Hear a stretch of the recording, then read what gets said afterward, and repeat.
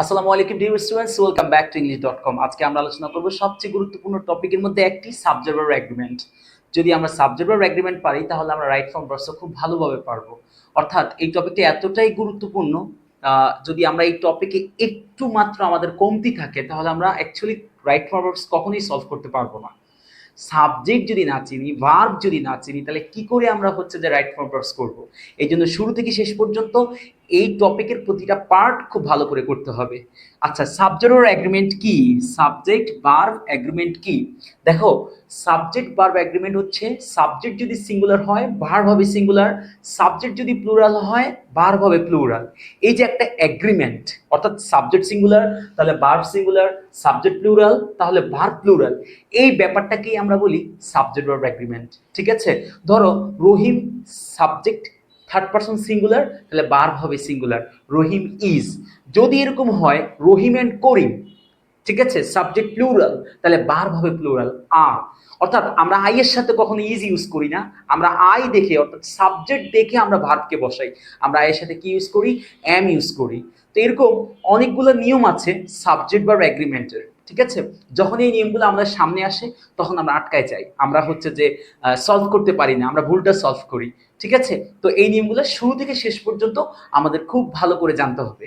আচ্ছা, শুরুতে দেখো আমি যে নিয়মটা বলছি যে সাবজেক্ট যদি সিঙ্গুলার হয় তাহলে ভার্ব হবে সিঙ্গুলার, সাবজেক্ট যদি প্লুরাল হয় ভার্ব হবে প্লুরাল। এই ব্যাপারটাকেই মূলত সাবজেক্ট ভার্ব এগ্রিমেন্ট বলে। অর্থাৎ আমরা সাবজেক্ট অনুযায়ী যে ভার্ব বসাবো, সাবজেক্ট অনুযায়ী যে ভার্ব বসাবো, এই সাবজেক্ট অনুযায়ী ভার্ব বসানোটাকে আমরা বলি সাবজেক্ট ভার্ব এগ্রিমেন্ট। ঠিক আছে, সো খেয়াল করো এটাই বলছে, সাবজেক্ট যদি সিঙ্গুলার হয় তাহলে ভার্ব হবে সিঙ্গুলার, সাবজেক্ট যদি প্লুরাল হয় তাহলে ভার্ব হবে প্লুরাল। ঠিক আছে, এই যে সাবজেক্ট যদি প্লুরাল হয় তাহলে ভার্ব হবে প্লুরাল। যেমন দে, খেয়াল করো দে, দে হচ্ছে কি প্লুরাল, একাধিক ব্যক্তিকে বুঝাইছে, তাহলে ভার্ব হবে প্লুরাল আর।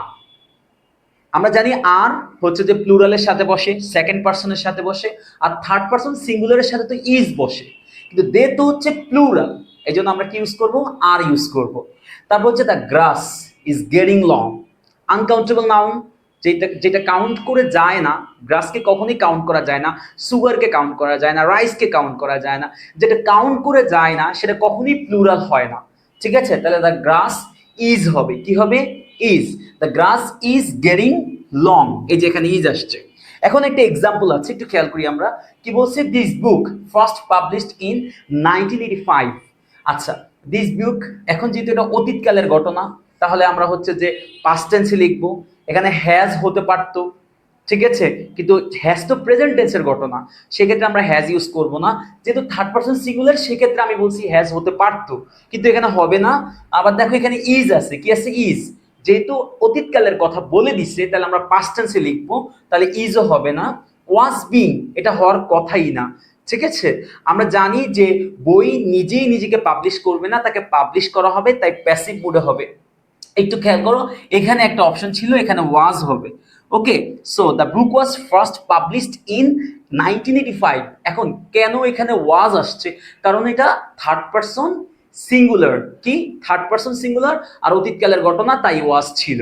কথা ক্লিয়ার?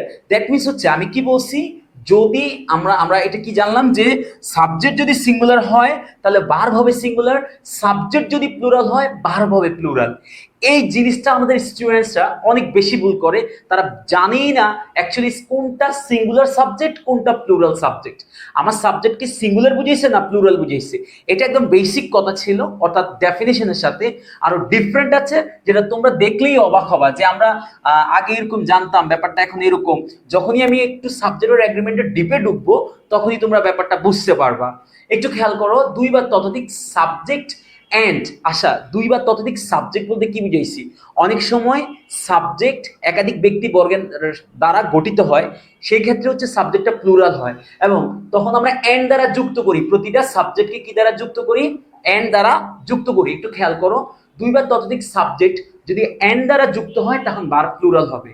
খুব স্বাভাবিক কথা যে এন্ড দ্বারা একাধিক নাউন প্রনাউন যুক্ত হয়েছে, তাহলে আমরা ভার্ব কি রাখবো? ভার্বটাকে প্লুরাল রাখবো। একটু খেয়াল করো, দেখো কি বলছে, করিম অ্যান্ড রহিম, তাহলে এখানে কি হবে? আর হবে। Karim and Rahim are going to college. খেয়াল করো এখানে কি হয়েছে, আর হয়েছে, কি হয়েছে, আর হয়েছে। আবার দেখো কারণ করিম এন্ড রহিম একাধিক ব্যক্তি এই জন্য। আবার দেখো he and his friends, subject কি আছে, হিও আছে, হিজ ফ্রেন্ডসও আছে, সাবজেক্ট প্লুরাল, তাহলে ভার্ব হবে প্লুরাল। হ্যাভ জাস্ট অ্যারাইভ, এখানে হ্যাজ হয়নি, কারণ হ্যাজ কি থার্ড পারসন সিঙ্গুলারের সাথে বসে। তার মানে কি মূলত আমাদের সাবজেক্ট অনুযায়ী আমরা ভার্বকে বসাই। তো এই জিনিসটা অবশ্যই লক্ষ্য করতে হবে, সাবজেক্টটা সিঙ্গুলার নাকি প্লুরাল। ওকে,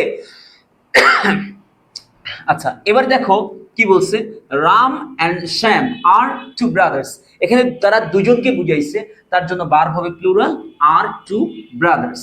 ওকে ডিয়ার স্টুডেন্টস, এবার দেখি এন্ড দ্বারা একাধিক নাউন যুক্ত হলে এরা একই অর্থ বা সমজাতীয় হলে, এন্ড দ্বারা একাধিক নাউন যুক্ত হইলে এরা একই অর্থ বা সমজাতীয় হইলে ভার্ব সাধারণত সিঙ্গুলার হবে, কি একই অর্থ এবং সমজাতীয় হইতে হবে। যেমন ব্রেড এন্ড বাটার, ব্রেড খাবারের নাম, বাটারও খাবারের নাম। আবার যদি আমি বলি bread and butter is my favourite food, একটু খেয়াল করো এখানে এই যে bread and butter is my favourite food, এখানে কেন ইজ আসছে, কারণ হচ্ছে ব্রেড এন্ড বাটার দুটোই খাবারের নাম। ব্যাপারটা হচ্ছে ওই নাউনগুলো সমজাতীয় হইতে হবে এবং একই অর্থ প্রকাশ করতে হবে। দেখো ব্রেড অ্যান্ড বাটার আমার কি ফেভারিট ফুড, আমার প্রিয় খাবার, সেক্ষেত্রে আমি কি ইউজ করছি, ভার্ব সিঙ্গুলার ইউজ করছি, bread and butter is my favourite food. আবার দেখো স্লো অ্যান্ড স্টিডি, স্লো মানেও আস্তে আস্তে, স্টিডি মানেও আস্তে আস্তে ধীরে ধীরে, সো এই জন্য ভার্ব সিঙ্গুলার হয়েছে উইন্স। আমরা জানি, আমি রাইট ফ্রম ভার্বসের ক্লাসে করাইছি যে সাবজেক্ট সিঙ্গুলার হলে ভার্বের শেষে এস অথবা এস যুক্ত হয়, সেজন্য এখানে উইন্স আসছে। আবার খেয়াল করো early to bed and early to rise makes a man healthy wealthy and wise. এখন এখানে মেক্স কেন আসছে, এটা সমজাতীয় ব্যাপার এবং একই অর্থ প্রকাশ করছে, সেই জন্য আমরা ভার্বকে সিঙ্গুলার রাখছি, makes a man healthy wealthy and wise. Next, কিন্তু ভিন্ন ভিন্ন বুঝালে, অর্থাৎ ধরো হচ্ছে যে এরকম হয়েছে যে এরা ভিন্ন অর্থ প্রকাশ করতেছে, ঠিক আছে, ভিন্ন মত প্রকাশ করতেছে, অথবা ভিন্ন ভিন্ন নাউন যুক্ত হয়েছে, সেক্ষেত্রে আমরা ভার্ব প্লুরাল রাখবো। এখানে দেখো bread and butter are inverse in price, ব্রেডের দাম কম কিন্তু বাটারের দাম অনেক বেশি, ঠিক আছে, কেমন না ব্যাপারটা বিপরীত। এক্ষেত্রে কিন্তু একমত প্রকাশ করেনি, সমজাতীয় হতে পারে কিন্তু একই অর্থ প্রকাশ করেনি, সেই জন্য আমরা ভার্বকে প্লুরাল রাখবো, আর রাখবো। ওকে, নেক্সট একটা এক্সাম্পল আমরা প্র্যাকটিস করি, the examination and scoring system. আচ্ছা এক্সামিনেশন তো স্কোরিং সিস্টেম, তাই না, তাহলে একই অর্থ না, এক্সামিনেশন অ্যান্ড স্কোরিং সিস্টেম, তাহলে আমরা এখানে কি ইউজ করতে পারি, provide accurate result, have been design, provide, provide তো হবে না, কারণ সাবজেক্ট যদি সিঙ্গুলার হয় তাহলে ভার্বের শেষে এস অথবা ইস যুক্ত করব, এখানে তো যুক্ত করেনি, তার মানে এটা কি plural. Have been, has third person singular but have হচ্ছে প্লুরাল, এখানে আমরা হ্যাজ বিন ইউজ করতে পারি, এখানে হ্যাভ বিনও হবে না, তাহলে হ্যাজ বিন ডিজাইনড, কি হবে, হ্যাজ বিন ডিজাইনড। একটু খেয়াল করো তাহলে কি হবে, the examination and scoring system has been designed, so অ্যান্সারটা ডি হবে। তো ডিয়ার স্টুডেন্টস, ব্যাপারটা কি ক্লিয়ার, যে এন্ডার একাধিক নাউন যুক্ত হইলে এরা একই অর্থ বা সমজাতীয় হইলে ভার্ব সিঙ্গুলার হবে, ভার্ব কি হবে, সিঙ্গুলার হবে। ওকে, নেক্সট যে পরবর্তী যে নিয়মটা আছে একটু খেয়াল করো, এক বা একাধিক সিঙ্গুলার সাবজেক্টের পূর্বে যদি ইচ, এভরি, এইদার, নেইদার থাকে, অর্থাৎ হচ্ছে যে কোনো প্লুরাল নাউনের পূর্বে যদি এরকম থাকে ইচ, এভরি, এইদার, নাইদার থাকে, অথবা এরকম থাকতে পারে যে কোনো নাউনের পূর্বে ইচ থাকতে পারে, ইচ পারসন, ঠিক আছে, each student, every every student, okay okay, every member, এরকম থাকতে পারে। তো কোনো নাউনের পূর্বে যদি এরকম ইচ, এভরি, আইদার, নাইদার থাকে, তাহলে আমরা সবসময় ভার্বকে সিঙ্গুলার রাখবো, ঠিক আছে, কি রাখবো, সিঙ্গুলার। যেমন each boy and each girl was given a prize, ঠিক আছে, কারণ এখানে প্রত্যেককে আলাদা আলাদা করে বুঝাইছে। ইচ, এভরি, এইদার, নেইদার দ্বারা সাধারণত প্রত্যেককে আলাদা আলাদা করে বোঝায়, এই জন্য আমরা ভার্বকে কি রাখি, সিঙ্গুলার রাখি, ভার্বকে কি রাখি, সিঙ্গুলার। ওকে, যেমন হচ্ছে আরেকটা এক্সাম্পল দেখি, ইচ অ্যান্ড এভরি পারসন, প্রত্যেককে আলাদা করে বুঝাইছে, এই জন্য আমরা ভার্বকে কি রাখবো, সিঙ্গুলার রাখবো, এখানে কি হবে, ওয়াজ, ঠিক আছে।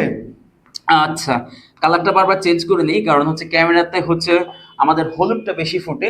একটু খেয়াল করো পরেরটা, every member of my family here tonight, so every মেম্বারকে বুঝাইছে, প্রত্যেক ব্যক্তিকে বুঝাইছে, সেজন্য আমরা ভার্বকে সিঙ্গুলার রাখবো। কি রাখবো? সিঙ্গুলার রাখবো। প্রত্যেক মেম্বারকে আলাদা আলাদা করে বুঝাইছে, এই জন্য একটু খেয়াল করো। Every member of my family is here two night. এখানে আর হইতে পারতো যদি এখানে প্রত্যেককে একসাথে বুঝাইতো। ইচ এভরি আইদার নাইদার যেহেতু আছে, বুঝতেই পারছি যে প্রত্যেককে আলাদা করে বোঝানোর কারণে ভার্ব কি হয়েছে? সিঙ্গুলার হয়েছে। আচ্ছা, এরপরে দেখো, ইচ যদি প্লুরাল সাবজেক্টের পরে বসে তাহলে ভার্ব প্লুরাল হবে। কথা কিন্তু একটু ডিফারেন্ট আছে এখানে। আমি একটু আগে বলছি ইচ এভরি আইদার নাইদার থাকলে ভার্ব সিঙ্গুলার হবে, তবে যদি ইচ এভরি আইদার নাইদার কোনো নাউনের পূর্বে থাকে। ওকে, আচ্ছা, ইচের ব্যাপারটা একটু ভিন্ন। ইচ যদি আবার প্লুরাল নাউনের পরে থাকে তাহলে ভার্ব প্লুরাল হবে। কি হবে? ভার্ব প্লুরাল হবে। অর্থাৎ যদি ইচ এই শব্দটা যদি হচ্ছে কোনো প্লুরাল নাউনের পরে থাকে বা প্লুরাল সাবজেক্টের পরে থাকে তাহলে আমরা ভার্বকে প্লুরাল রাখবো। যেমন the peoples each have to take a test. Okay, the peoples মানে students. Okay, so the peoples each, এই যে প্লুরাল আছে পিপলস, তারপরে কি আছে? ইচ আছে। তাহলে আমরা ভার্বকে কি রাখবো? অফকোর্স প্লুরাল রাখবো, কারণ প্লুরাল নাউনের পরে ইচ এই শব্দটা যদি থাকে তাহলে আমরা কি রাখবো? ভার্বকে অবশ্যই প্লুরাল ফর্মে রাখবো। দেখো পরবর্তী, একটু খেয়াল করো কি বলছে। যদি বিভিন্ন নাম্বার অথবা পার্সনের সাবজেক্ট এন্ড দ্বারা যুক্ত হয় তাহলে ভার্বটি প্লুরাল হবে। তো স্বাভাবিক কথা, স্বাভাবিক নিয়ম, তোমাদের মনে থাকাটা জরুরি। এন্ড দ্বারা বিভিন্ন নাউন বা প্রনাউন যুক্ত হইলে বা হচ্ছে পার্সন যুক্ত হইলে আমরা সাবজেক্ট প্লুরাল রাখবো। একদম সাবজেক্ট এগ্রিমেন্টের বেসিক কথাটা আবার আসছে, সো এটাই মনে রাখতে হবে। একটু দেখো, you he and I are friends. আচ্ছা, এখন একটা কথা আছে এখানে, একটু ব্যাপার আছে যে দেখো এখানে কি আছে? You he and I are friends. You he, ঠিক আছে, আর birds of the same feather. ঠিক আছে, you and I would enjoy watching the TV. খেয়াল করো এখানে প্রত্যেকটাতেই ভার্ব প্লুরাল হয়েছে। ভার্ব কি হয়েছে? প্লুরাল হয়েছে। আচ্ছা, এখন কারণ এখানে একাধিক নাউন প্রনাউন যুক্ত হয়েছে বা একাধিক পার্সন যুক্ত হয়েছে, সেক্ষেত্রে আমরা ভার্বকে কি রাখছি? এই যে একাধিক প্রনাউন যুক্ত হয়েছে, ঠিক আছে, একাধিক পার্সন যুক্ত হয়েছে, এই জন্য আমরা ভার্বকে কি রাখছি? প্লুরাল রাখছি। ডিয়ার স্টুডেন্ট, একটা কথা মনে রাখবে, এখানে একটা মানে হচ্ছে যে টিপস আছে, একটু খেয়াল করো। একটা হচ্ছে 123 আর একটা হচ্ছে 231। এই জিনিসটা তোমাদের সবসময় মনে রাখতে হবে, 123 আর 231। খেয়াল করো, এই নিয়মটা এখানে খুবই চমৎকার একটা নিয়ম, একটু খেয়াল করতে হবে। 123 হচ্ছে সাধারণত ফার্স্ট পারসন, তারপরে সেকেন্ড পারসন, তারপর থার্ড পারসন। আর 231 হচ্ছে সেকেন্ড পারসন, তারপরে থার্ড পারসন, ঠিক আছে, তারপরে ফার্স্ট পারসন। এটা হচ্ছে 231। কথা বুঝতে পেরেছো? যখন আমরা 231 বুঝাবো তখন এই সিরিয়ালটাকে বুঝাবো, আর যখন 123 বুঝাবো তখন first person, second person, third পারসনকে বুঝাবো। এখন দুইটা সিকোয়েন্স আমাদের দুইটা জায়গায় কাজে লাগে। কোনো বাক্যে যদি শাস্তি দেওয়া বোঝায় বা দোষ স্বীকার করা বোঝায় তাহলে আমরা কি বলে ইউজ করবো? 123 ইউজ করবো, অর্থাৎ first person, second person, third person. এখন যদি মনে করো সেকেন্ড পারসন নাই তাহলে first person and third person use করবো। এখন সিরিয়ালি ফার্স্টে ফার্স্ট পারসন হবে, তারপর থার্ড পারসন হবে। ওকে, কি দোষ স্বীকার করা বা শাস্তি দেওয়া অর্থে। ধরো এরকম হয়েছে, আই অ্যান্ড ইউ, তুমি, আমি এবং তুমি অপরাধী আর গিলটি হবে। কেন? আই আগে হবে, তারপরে ইউ হবে। ওকে, তুমি যদি বলো you and I are guilty তাহলে কিন্তু ভুল হবে, কারণ এটা পার্সন সাজানোর একটা ব্যাপার আছে, সিকোয়েন্সের একটা ব্যাপার আছে। কথা কি বুঝতে পেরেছো? যে যদি এরকম হয় যে দোষ স্বীকার করা বা শাস্তি দেওয়া বুঝাইছে, একাধিক পার্সন আছে, তাহলে আমরা 123 করবো। আর যদি হচ্ছে যে না, স্বাভাবিক অর্থে বুঝাইছে, না দোষ স্বীকার করা বুঝাইছে, না শাস্তি দেওয়া বুঝাইছে, দুইটার একটাও বুঝাই নেই, তখন আমরা 231 ব্যবহার করব। কি ব্যবহার করব? 231। অর্থাৎ প্রথমে হবে সেকেন্ড, তারপরে থার্ড পারসন, তারপরে ফার্স্ট পারসন, এইভাবে আমরা বসাবো। তার মানে দোষ স্বীকার করা বা শাস্তি দেওয়ার অর্থে আমরা এই পার্সনের এই সিকোয়েন্সটা মেনটেন করবো। যেহেতু আমরা সাবজেক্ট ভার্ব এগ্রিমেন্ট নিয়ে পড়ছি, সাবজেক্ট নিয়ে পড়ছি, সেহেতু আমাদের এই সাবজেক্টের এই পার্সনের এই সিকোয়েন্সটাও জেনে রাখতে হবে। খেয়াল করো, এখানে সেকেন্ড পারসন আছে, তারপরে হচ্ছে যে থার্ড পারসন, ফার্স্ট পারসন, এখানে ফলো করছে 231। কেন? আর ফ্রেন্ডস। এই বাক্যে দোষ স্বীকার করা বা শাস্তি দেওয়া কিছুই বুঝায়নি। এই জন্য এটা মনে রাখতে হবে, কারণ আমরা যখন রাইটিং পার্ট বানিয়ে লিখবো তখন এই ধরনের কোনো ব্যাপার আসলে যেন আমরা ভুল না করি। ওকে, আচ্ছা, সো এবার দেখো পরবর্তী, যদি অভিন্ন সিঙ্গুলার নাউন যদি একটি মাত্র ব্যক্তি বস্তুকে বোঝায়, অর্থাৎ এন দ্বারা দুটি নাউন যুক্ত হয় এবং প্রথম নাউনের পূর্বে দা থাকে, তাহলে ভার্ব কি হবে? সিঙ্গুলার হবে। অর্থাৎ মনে করো একাধিক নাউন যুক্ত হয়েছে, ঠিক আছে, এন দ্বারা, কি একাধিক নাউন যুক্ত হয়েছে এন দ্বারা, কিন্তু শুধুমাত্র প্রথম নাউনের পূর্বে আর্টিকেল আছে, তাহলে ভার্ব আমরা সিঙ্গুলার রাখবো। এখন কারণ কি খেয়াল করো, যখন আমি দেখবো যে এরকম কোনো বাক্য পাই, আ টিচার অ্যান্ড বিজনেসম্যান, অথবা the teacher and businessman has or have come here, আরো ইজি বাক্য দিয়ে বুঝাই, এম ইজ আর দিয়ে বুঝাই, আ টিচার অথবা the teacher and businessman is talking here. একটু খেয়াল করো, ইজ আসবে, কারণ আ বিজনেসম্যান অ্যান্ড টিচার, ঠিক আছে, এখানে দাও থাকতে পারে, দ্য বিজনেসম্যান অ্যান্ড টিচার। দেখো টিচারের পূর্বে কিন্তু দা বসাই নেই, শুধুমাত্র দ্য বিজনেসম্যানের পূর্বে দা বসাইছি, কারণ এটা দুইজন ব্যক্তি না, এটা একজন ব্যক্তি, কিন্তু পদবি হচ্ছে দুইটা, ঠিক আছে। একজন শিক্ষক, একজন অ্যাক্টর হইতে পারে, একজন বিজনেসম্যান হইতে পারে, একজন মোটিভেশনাল স্পিকার হইতে পারে, অনেক কিছু হইতে পারে, কিন্তু যেহেতু একজন ব্যক্তি, তার পদবি অনেকগুলা, তাকে অনেকগুলা পরিচয়ে পরিচিত করা যায়, সেই জন্য শুধুমাত্র প্রথমটার পূর্বে আর্টিকেল বসবে, ঠিক আছে। প্রথমটার পূর্বে আর্টিকেল দেখলে আমরা বুঝে নিব নিয়ম হচ্ছে এইটা, সেক্ষেত্রে ভার্ব সিঙ্গুলার হবে। একটু খেয়াল করো, the principal and secretary of the college is coming, তার মানে যে প্রিন্সিপাল সেই হচ্ছে সেক্রেটারি, এই জন্য ইজ কামিং আসছে, সাবজেক্ট সিঙ্গুলার ভার্ব সিঙ্গুলার হয়েছে। এরা ব্যক্তি একজন, কিন্তু পদবি দুইটা।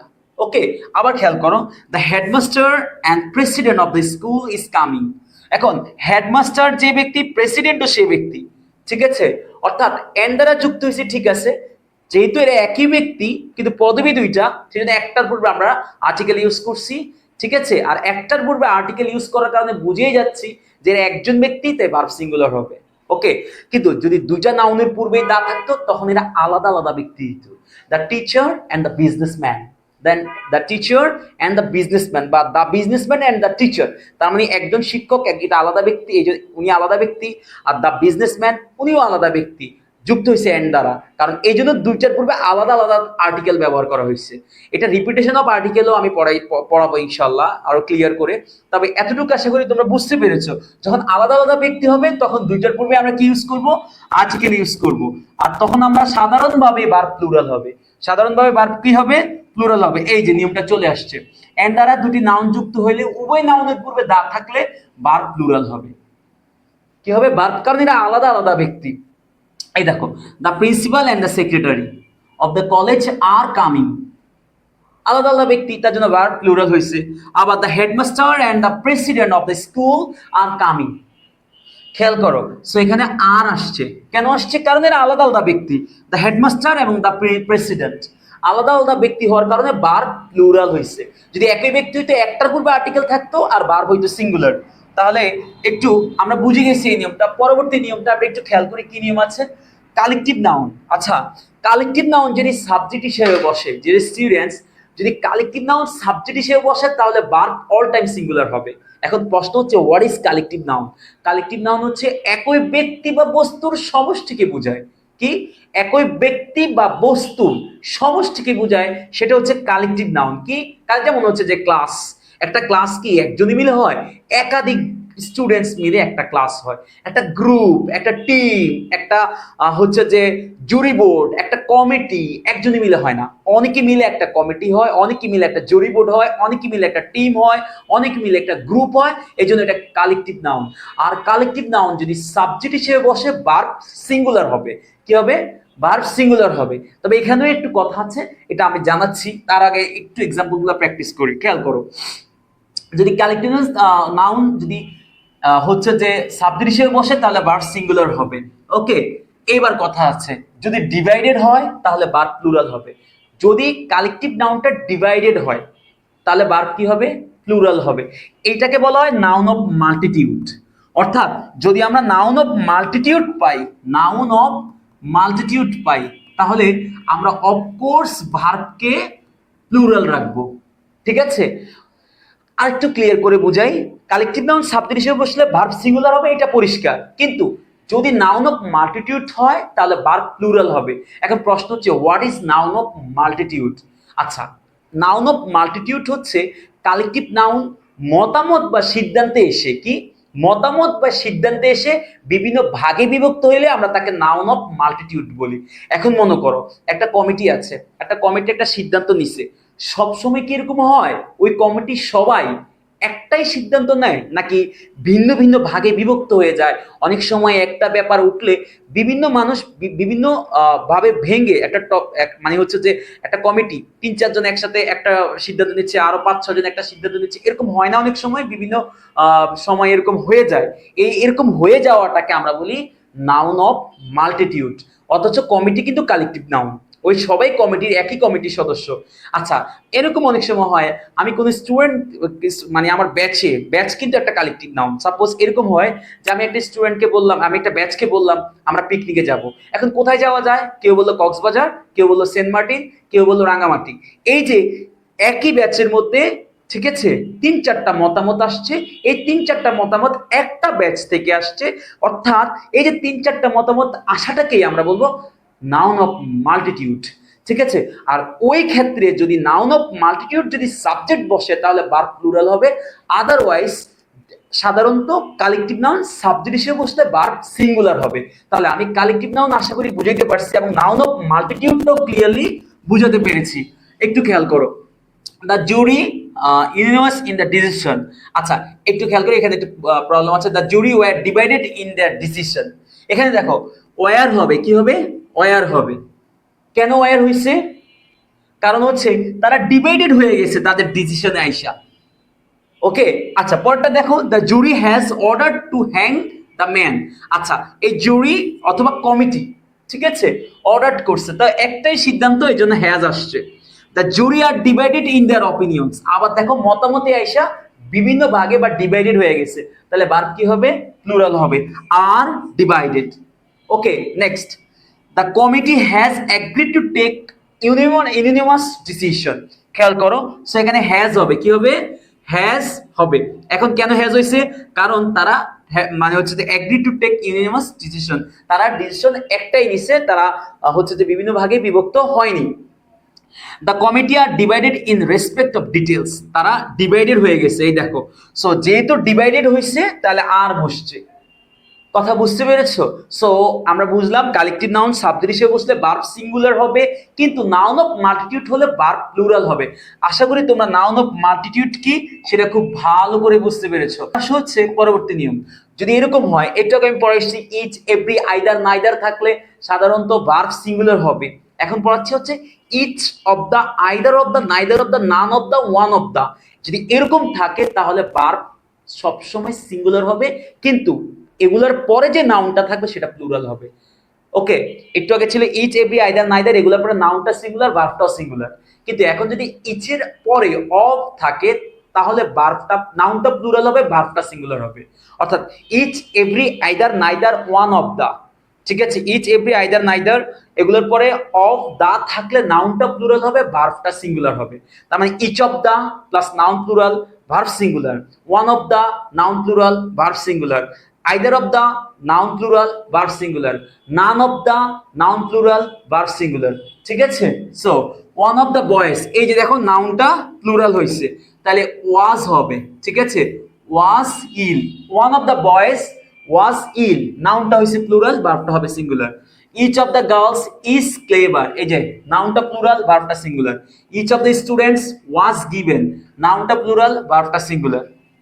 ওকে, neither of these two women ought to be trusted, এখানে আর হবে না, কারণ neither of this এর পরে নাউন, neither of এর পরে নাউনটা প্লুরাল কিন্তু ভার্ব সিঙ্গুলার, তাহলে neither of these two women is হবে, কারণ নাউনটা প্লুরাল, ভার্বটা সিঙ্গুলার। তাহলে নিয়মটা কি? each of the, either of the, neither of the, none of the, one of the plus noun plural plus verb singular. Okay, so পরবর্তী নিয়মটা কি আমরা দেখি। আচ্ছা, একটু খেয়াল করব, যদি as well as, along with, together with, accompanied by and not কি থাকে, এখানে আরেকটা অ্যাড করতে হবে, as well as কি, as well as, as well as, as well as, along with, together with, in addition to it, including to, ঠিক আছে, accompanied by, accompanied with, এগুলা থাকলে, ঠিক আছে। সো একটু খেয়াল করো, এগুলা থাকলে ভার্ব সব সময় প্রথম নাউন বা প্রোনাউন অনুযায়ী বসবে। এগুলা দ্বারা একাধিক নাউন যুক্ত হবে। তাহলে কি কি বলছি? Together with, along with, in addition to, including to, accompanied by, ঠিক আছে? তারপর হচ্ছে যে অ্যাকম্পানিড উইথ, এগুলো যদি তোমার সাবজেক্টের জায়গায় বসে তাহলে প্রথম নাউন বা প্রোনাউন অনুযায়ী আমরা ভার্বকে বসাবো। প্রথম নাউন কি আছে দেখো, একটু এক্সাম্পল খেয়াল করি আমরা। He as well as his two brothers are skilful divers. তো একটু খেয়াল করো, এখানে হি আছে, তাহলে হি আছে, তাহলে এখানে আর হওয়ার কথা না, তো এখানে ইজ হওয়ার কথা, কারণ প্রথম নাউন বা প্রোনাউন অনুযায়ী ভার্ব বসবে। আবার দেখো he as well as two brothers were, এখানেও ওয়ার হবে না, কারণ এখানে হি থার্ড পারসন সিঙ্গুলার। পরেরটা দেখো he as well as two brothers, এখানে হ্যাভ আছে, হ্যাজ থার্ড পারসন সিঙ্গুলারের সাথে বসে। আবার দেখো এখানে কি আছে, he as well as his two brothers is, কি হবে? ইজ, কারণ হি থার্ড পারসন সিঙ্গুলার। অর্থাৎ as well as, along with, together with, accompanied by, and not, in addition to, এগুলা যদি তোমার সাবজেক্টের জায়গায় বসে তাহলে প্রথম নাউন বা প্রোনাউন অনুযায়ী আমরা ভার্বকে বসাবো। ওকে, সো আশা করি তোমরা হচ্ছে যে সাবজেক্ট এগ্রিমেন্টের প্রতিটা নিয়ম আজকে পার্ট 1-এ বুঝতে পেরেছো। দেখা হচ্ছে পার্ট 2-তে। ততক্ষণ পর্যন্ত সবাই ভালো থেকো।